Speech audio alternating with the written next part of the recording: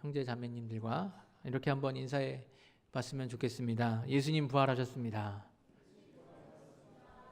네, 부활의 소망 품고 사시기 바랍니다.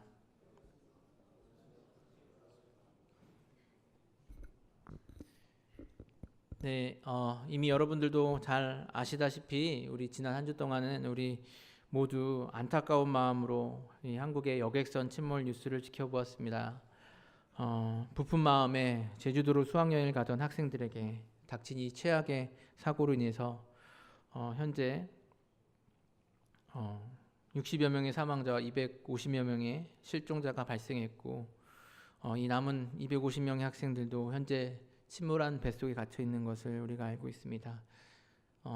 사건이 발생한 후 며칠 동안 뉴스를 통해서 듣게 되는 소식 중에서 기쁜 소식은 한 가지도 찾아볼 수 없었고, 아침마다 오늘은 뭔가 변화가 있었을까를 기대하면서 뉴스를 찾아보았다가 실망하고 정말 안타까운 마음으로 그 뉴스를 봐야 됐었습니다. 솔직히 말하면 오늘 설교를 준비하는 것은 저에게 정말 어려운 일이었습니다. 부활의 소식을 선포하고 이 부활의 기쁨을 함께 나눠야 하는 이 부활 주일임에도 불구하고 그럴 수 없는 현실 때문이었습니다. 과연 어떤 말씀이, 어떤 선포가 이 사고로 자녀를 잃은 부모들에게 위로를 줄 수 있겠습니까? 죽었던 자녀들이 다시 살아 돌아오는 것 외에는 어떤 것이 위로가 될 수 있겠습니까? 그리고 그들의 아픔을 바라보고 있는 우리들은 어떻게 그래도 부활절이니까 우리는 기뻐해야지 하고 말씀을 받을 수 있겠습니까?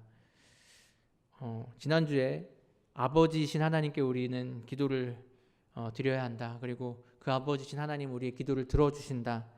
그리고 만약 우리의 기도에 대한 대답이 노라 할지라도 그것은 하나님 아버지께서 우리를 위해 준비해 주신 최선의 길이라고 말씀을 전했던 이 세월호 사건을 접하면서 그리고 그것을 놓고서 함께 기도하면서 그래도 하나님을 믿는 마음을 가지고 기대를 가지고 기도했었습니다.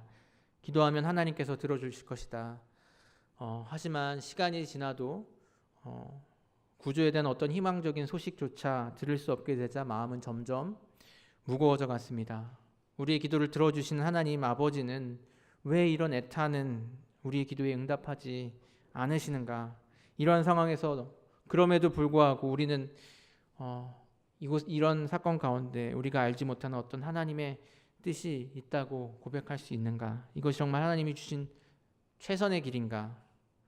아무리 고민해 보아도 그 답은 나오지 않았습니다. 지금도 그에 대한 대답을 저는 글쎄 잘 모르겠습니다. 아직도 고민 중에 있습니다. 하지만 오늘 우리가 함께 읽은 말씀에서 우리가 속한 이 상황에서 유일한 위로는 그리스도 예수의 부활임을 이야기하고 있습니다. 그리스도 예수의 부활은 우리가 속한 이 상황에서 위로가 될 수 있는 유일한 길입니다. 아니, 그리스도 예수의 부활의 소식이야말로 우리가 속한 이 상황에도 불구하고 우리에게 위로가 될 수 있는 유일한 길입니다. 그렇기 때문에 그럼에도 불구하고 오늘 우리가 예수님의 부활을 이야기하는 것은 결코 험한 것이 아니라고 생각합니다. 그럼에도 불구하고 부활절인 오늘 우리는 예수님의 부활에 대해서 이야기해야 합니다. 그렇다면 과연 어떻게 예수님의 부활 소식이 우리의 위로가 될 수 있을까요?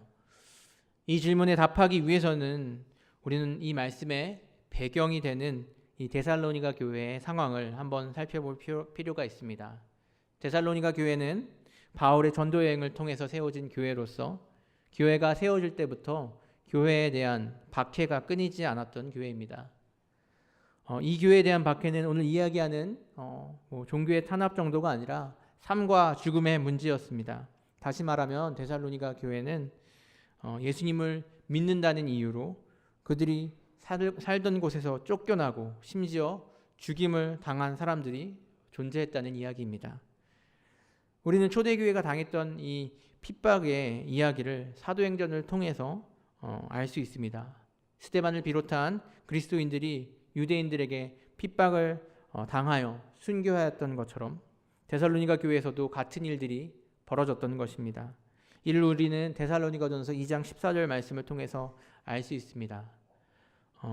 형제들아, 너희가 그리스도 예수 안에서 유대에 있는 하나님의 교회를 본받은 자가 되었으니 그들이 유대인들에게 고난을 받은 것 같이 너희도 너희 동족에게서 동일한 고난을 받았느니라. 마치 이 유대인들에게 받았던 이런 동일한 고난을 그들도 받았다라고 이야기하고 있는 것입니다. 이러한 상황에서 우리는 다음과 같은 데살로니가의 교회의 상황을 한번 상상해 볼 수 있을 것입니다. 데살로니가 교인 중 한 명이 예수님을 믿는다는 이유로 잡혀서 옥에 갇히게 되었습니다. 내일이면 그는 처형을 당해야 하는 상황에 놓여 있습니다. 데살로니가 교회는 그들의 사랑하는 가족이자 그리고 그들의 친구인 그를 위해서 기도합니다. 하나님께서 기적을 베푸시어 그를 구원하여 주시기를 바라면서 아마 밤을 새 기도했을지 모르겠습니다. 베드로가 갇혀있던 옥문을 여시고 그를 구원하셨던 것처럼, 그리고 바울과 실라가 갇혀있던 옥문을 여시고 그 발에 차였던 그 사슬을 풀어주셨던 그 하나님께서 다시 한번 역사하셔서 그를 구해 주시기 위해서 그들은 분명 기도하였을 것입니다. 하지만 그런 일은 일어나지 않았습니다. 하나님께서는 침묵하셨습니다. 그리고 결국 그는 처형을 당하고 말았습니다. 그를 위해서 기도하던 교인들, 그를 사랑했던 그의 가족과 친구들은 이 죽음 앞에서 슬픔과 애통, 아픔에 빠질 수밖에 없었을 것입니다. 하나님의 뜻은 어디 있나? 이것이 과연 하나님이 주신 최선의 길인가? 그들은 아마 오늘 우리가 던지고 있는 질문과 같은, 이와 같은 질문을 하였을 것입니다. 그리고 바울은 오늘 우리가 읽은 이 말씀에서 그런 아픔과 슬픔에 있는 그 데살로니가 교인에게 이렇게 이야기합니다. 그러므로 이러한 말로 서로 위로하라.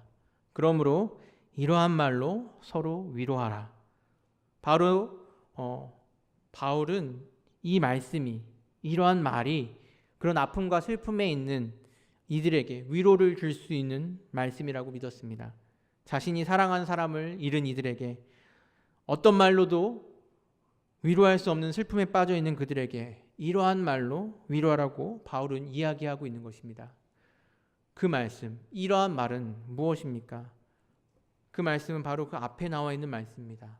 바로 마지막 날에 예수께서 다시 강림하실 때 죽은 자들이 다시 살아날 것이고, 살아남은 자들과 함께 주님을 영접하고 영원토록 주님과 함께 있을 것이라는 사실이었습니다. 예수님이 다시 강림하실 때 그들이 다시 부활할 것인, 바로 죽은 자들이 다시 살아날 것, 부활할 것임을 이야기하고 있는 것입니다. 사랑한 이들을 떠나보낸 이들에게 유일한 위안이고 위로는 무엇이겠습니까? 그것은 그들이 다시 돌아오는 것입니다. 그들이 다시 살아나는 것입니다.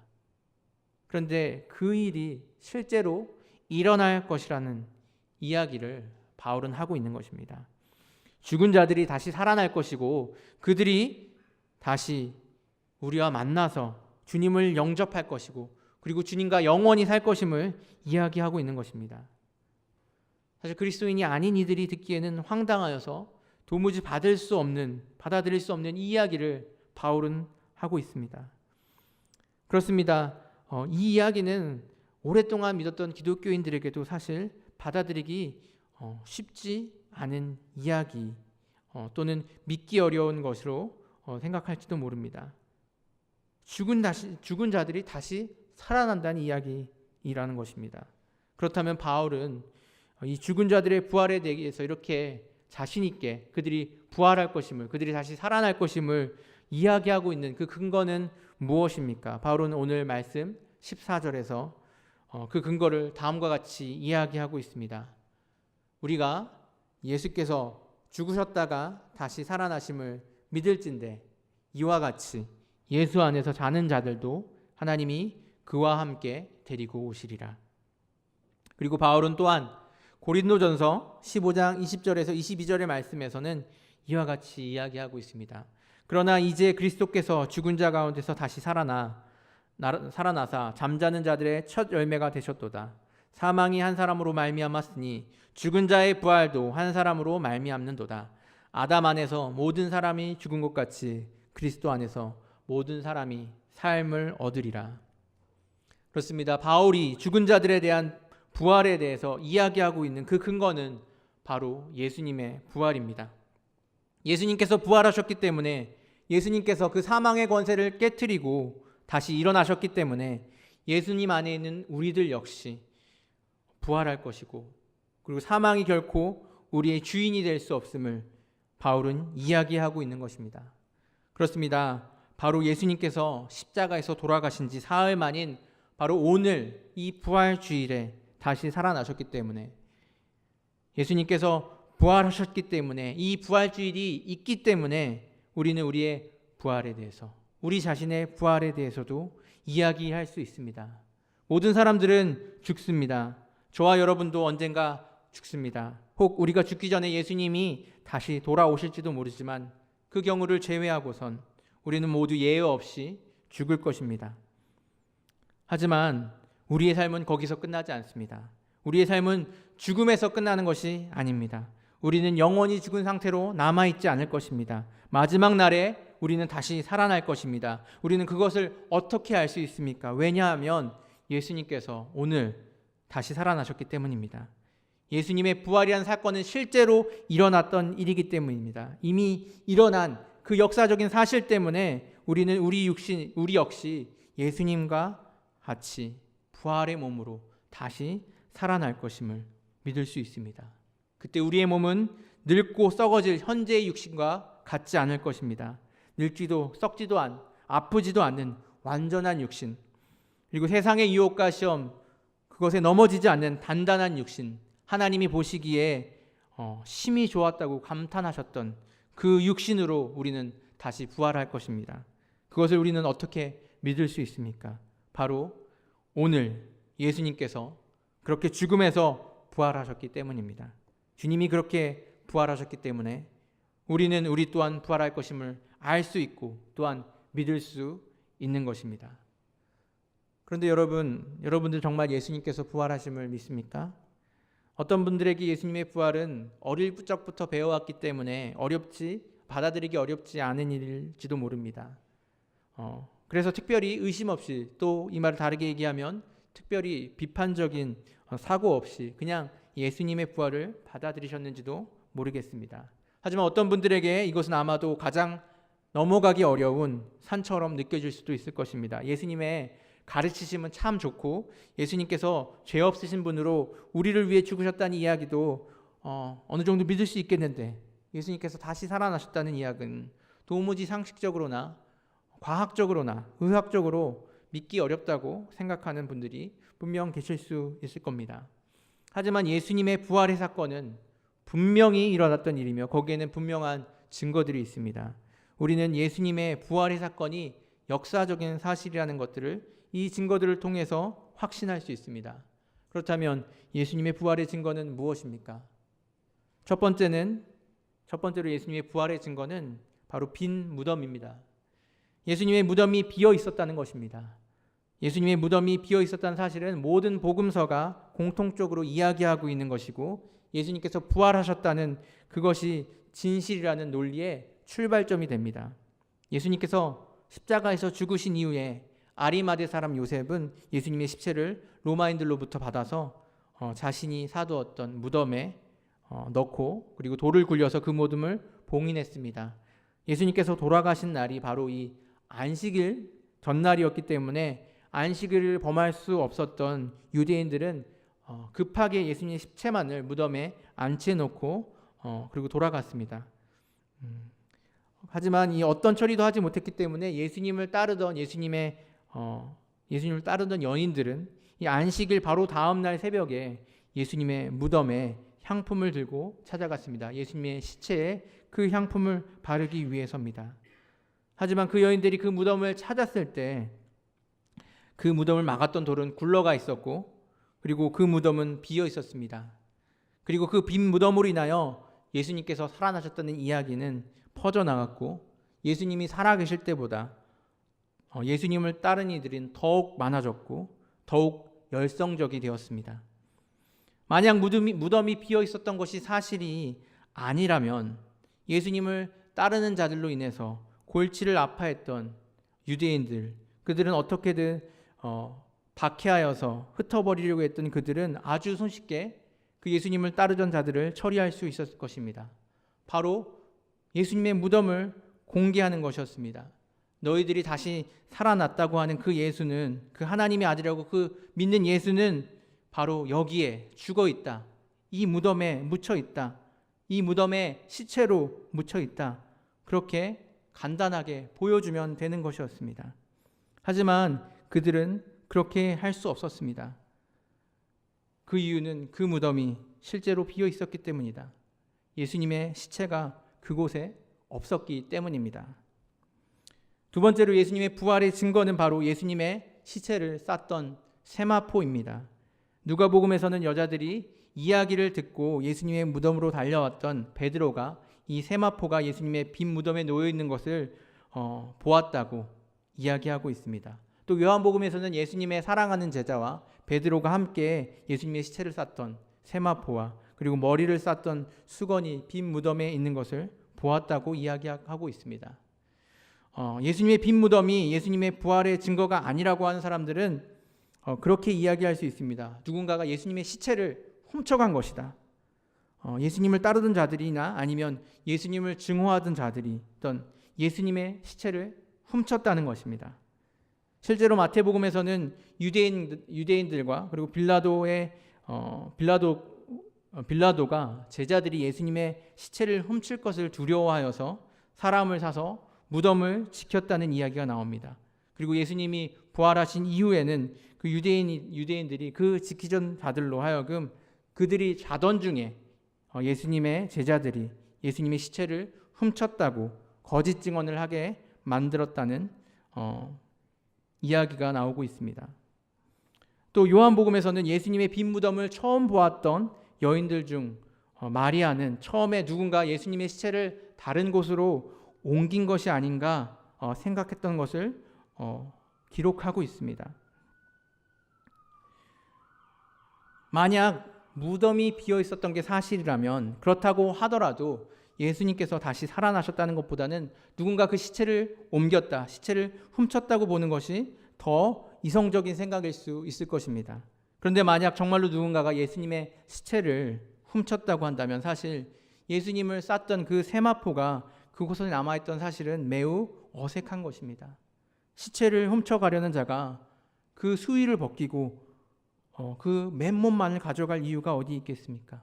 시체를 쌌던 수의를 벗겨서 시체만을 가져간다는 것은 매우 비위생적이기도 하고 또 비상식적인 것이기도 합니다.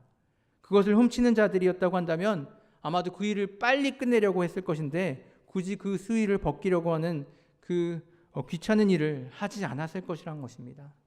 그 세마포가 남아 있었다는 것, 결국 그것에 쌓였던 예수님께서 다시 살아나셔서 그것을 벗으신 것으로 생각하는 것이 가장 자연스러운 것입니다.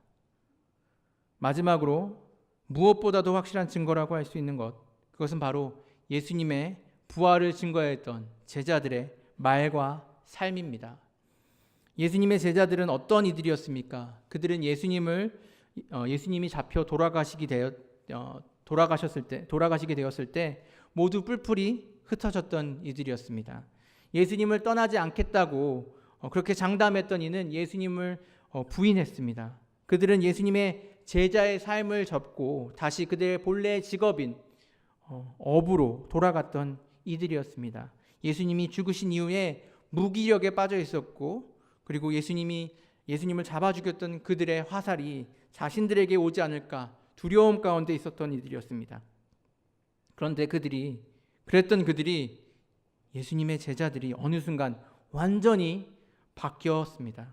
어느 순간부터 죽음을 두려워하지 않게 되었습니다.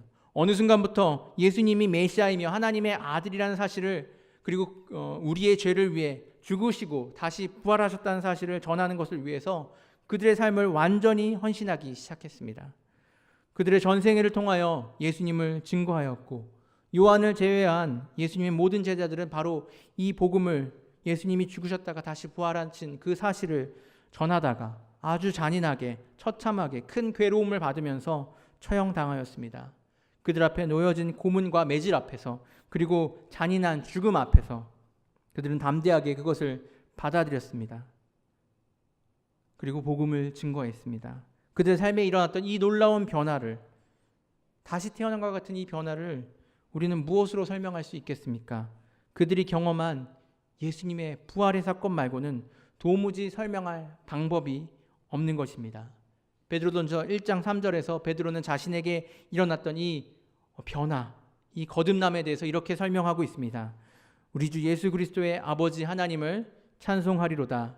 그의 많으신 긍휼대로 예수 그리스도를 죽은 자 가운데서 부활하게 하심으로 말미암아 우리를 거듭나게 하사 산 소망이 있게 하시며, 그리스도 예수를 죽은 자 가운데서 부활하게 하심으로 말미암아 우리를 거듭나게 했다고 이 베드로는 고백하고 있는 것입니다. 예수님의 제자들이 교활하여서 예수님의 시체를 훔쳐서, 그리고 그 세마포를 그곳에 놔두고 나중에 그것을 통하여 예수님이 부활하셨다는 그 증거를 삼기 위해서 이 모든 일을 꾸민 것이라고 한다면, 그렇게 의심을 한다면 이 마지막 증거, 그 마지막 증거는 무엇으로 설명할 수 있겠습니까? 누가 거짓을 지키기 위해서 자신의 목숨을 내놓겠습니까?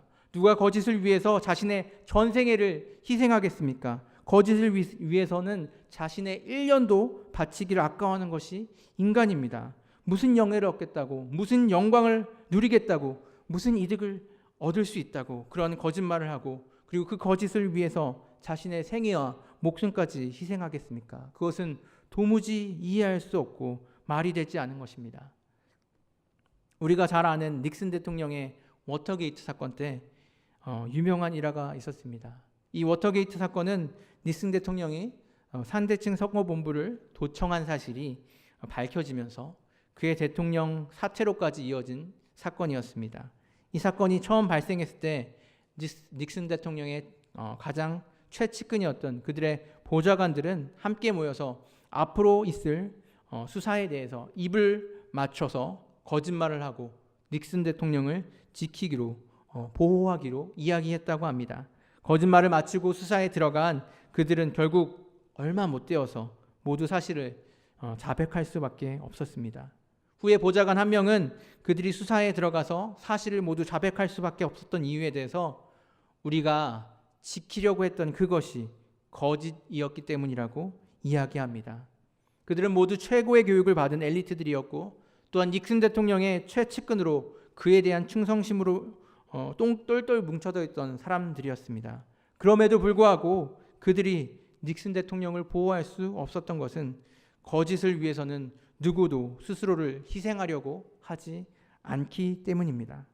수사관들이 그들이 사실을 말하면 형을 감해해 줄 것이라고 이야기했을 때, 그리고 거짓을 말하면 오랫동안 감옥에 갇힐 것이라고 이야기했을 때 기꺼이 오랫동안 감옥에서 갇혀서 감옥에서 썩는 것을 감내하면서까지 거짓을 지키려고 하는 이들은 없었다는 것입니다.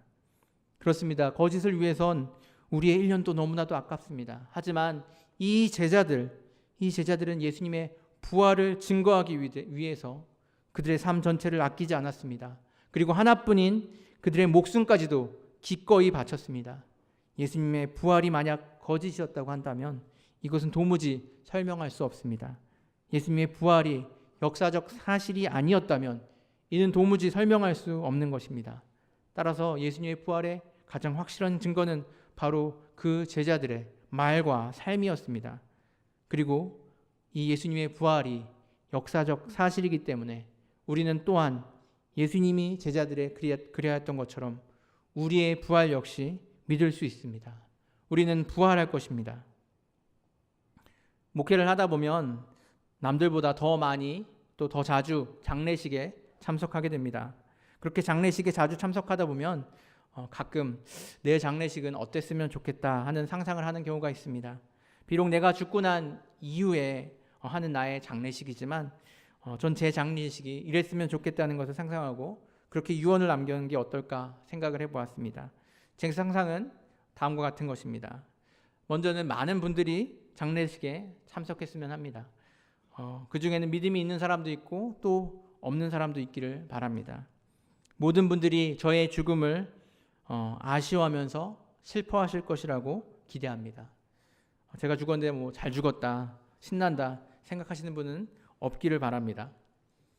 장례 예배가 시작되면 모든 것이 똑같이 진행되겠지만 말씀을 전하시는 분이 나오시면 정말 놀란 듯한 목소리로 다음같이 말씀해 주시면 좋겠습니다. 자, 여러분, 놀라운 소식을 알려드리겠습니다. 모년 모월 우리 곁을 떠나신 고 노재균 목사가 다시 살아나셨다는 소식입니다. 다시 한번 말씀드리겠습니다. 노재균 목사가 다시 살아났습니다. 이제 곧 다시 살아난 노재균 목사를 만나게 될 것입니다. 자, 노재균 목사입니다. 이렇게 말씀을 하면 모든 사람들이 놀라면서 아마 뒤를 쳐다보겠죠. 그러면 다시 말씀을 전하시는 분이 이렇게 이야기하는 것입니다. 여러분, 이 소식은 우리가 곧 듣게 될 소식입니다. 비록 지금 당장은 아니지만 매우 곧 우리는 이 소식을 듣게 될 것입니다. 예수님께서 영광 중에 이 세상에 다시 오실 때 우리 모두는 우리 곁을 떠났던 노재균 목사가 다시 살아나는 것을 함께 볼 것이고 그 노재균 목사와 함께 예수님을 찬양하면서 영원히 살 것입니다. 우리는 이 소망으로 인하여 오늘 함께 기뻐합니다. 우리는 이 신앙을 가져야 합니다. 바로 부활의 신앙입니다. 부활의 신앙을 붙잡아야 합니다. 이 부활의 신앙을 놓치지 말아야 합니다. 이 부활의 신앙을 놓치지 않는다면 우리는 우리의 삶의 모든 어려움 가운데서 심지어 그것이 우리 자신이나 우리 주위에 우리가 사랑하는 누군가의 죽음이라 할지라도 소망을 가지며 살 수 있습니다. 위로를 얻을 수 있습니다. 세상의 어떤 것도 세상의 그 누구도 줄 수 없는 그 위로를 얻을 수 있습니다. 우리 앞에 우리가 도무지 이겨낼 수 없는 슬픔과 절망과 고통과 어려움이 있습니까? 그때야말로 이때야말로 우리가 이 부활의 신앙을 더욱 굳게 붙잡을 때입니다. 그 슬픔과 절망과 고통과 어려움을 이겨내는 기쁨이, 소망이, 위로와 평화가 바로 이 부활의 신앙 안에 있기 때문입니다. 그리고 우리는 이 말로 이 부활의 신앙을 가지고 서로 위로하여야 합니다. 놀라운 삶의 변화를 통해서 예수님의 부활을 증거하였던 제자들과 같이 우리는 부활의 신앙을 가지고 삶을 통해서 바로 그 우리의 삶을 통하여 서로를 위로할 수 있어야 됩니다. 부활의 신앙을 가지고 사는 삶은 어떠한 것입니까? 부활의 소망을 가지고 살아가는 삶은 흔들리지 않는 삶입니다. 우리가 흔들리는 이유는 결국 이 세상과 그리고 이 천국 가운데서 세상의 즐거움과 세상이 우리에게 주는 기쁨과 그리고 천국이 우리에게 주는 기쁨 가운데서 이것이 더 큰가 아니면 이것이 더 큰가를 놓고서 고민하기 때문에 생기는 흔들림입니다. 우리의 육체에 원하는 것, 우리의 육체의 쾌락과 그리고 하나님 말씀을 하나님의 뜻을 지킬 때 얻는 그 기쁨 중 어떤 것이 더 기쁜 일인가 그것을 놓고 고민하기 때문에 생기는 흔들림입니다. 만약 우리가 부활할 것임을 확신한다면 그리고 그 부활의 몸으로 영생을 살면서 하나님과 함께 하나님을 찬양하며 살 것임을 확신한다면 우리는 이것에 흔들리지 않을 수 있습니다. 부활의 신앙을 가지고 사는 삶, 부활의 소망을 가지고 사는 삶은 담대한 삶입니다. 우리가 가지고 있는 모든 두려움, 우리가 가지고 있는 모든 우리가 겁내는 모든 것들은 결국 이 죽음, 사망의 문제로부터 비롯되는 것입니다. 하지만 예수님께서 이 사망 권세를 이기셨음을 우리가 분명하게 믿는다면 그리고 우리에게 이 부활이 있음을 분명하게 믿는다면 우리는 담대하게 살아갈 수 있습니다. 이 죽음을 두려워하지 않고 담대한 삶을 살아갈 수 있는 것입니다. 바로 이러한 부활의 소망을 가지고 살아가는 삶을 통하여 우리의 주위에 있는 사람, 서로를 위로할 수 있는 저와 여러분 되시길 주님의 이름으로 간절히 소원합니다. 이 시간 우리 오늘 받은 말씀을 놓고 함께 기도했으면 좋겠습니다. 우리 삶 가운데 부활의 신앙을 가지고 살아가는 우리가 될 수 있게 해달라고, 그리고 그 부활의 신앙으로 서로를 위로하는